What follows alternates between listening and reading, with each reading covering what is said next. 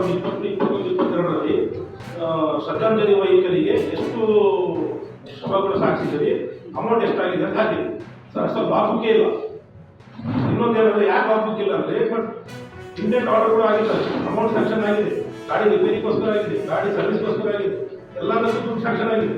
But ಗಾಡಿ ಇಲ್ಲ, ಗಾಡಿ ಬ್ರೇಕ್ ಡೌನ್ ಆಗಿ ಅಂದರೆ DH ಆಫೀಸ್ನಲ್ಲಿ ಮೂಲೆ ಬಿದ್ದಿದೆ. ಆ ಸಂಪೂರ್ಣ ಗಾಡಿನೇ ಹಾಳಾಗ್ಬಿಟ್ಟು ಸರ್, ಚಾಲೂನೇ ಆಗ್ತಿದ್ದಿಲ್ಲ. ಅಂತ ಚಾಲು ಆಗಾದ ಗಾಡಿಗೆ 3 ವರ್ಷ ಕೂತಿದ್ದಾರೆ DH ಆಫೀಸ್. ಜಿಲ್ಲಾ ಆರೋಗ್ಯ ಇಲಾಖೆ ಅಲ್ಲಿ 2020-2022 ನೀವು ಕೇಳ್ಬೋದು ಲಾಕ್ ಬುಕ್ ಅಂತೇಳಿ, ಲಾಕ್ ಬುಕ್ ಇಲ್ಲ ಅವರು. ಬಟ್ ಬಿಲ್ ಕೂಡ ಅವ್ರು ಎಷ್ಟು ಸ್ಯಾಂಕ್ಷನ್ ಆಗ್ಯಾವ, ಎಷ್ಟು ಡೀಸೆಲ್ ಹಾಕ್ಸ್ಯಾರ. ಇಲ್ಲ ಇವರಿಗೆ ಸ್ವಲ್ಪ ಮಾನ ಇರಬೇಕು, ಮರ್ಯಾದೆ ಇರಬೇಕು ಸರ್. ಯಾರಿಗೆ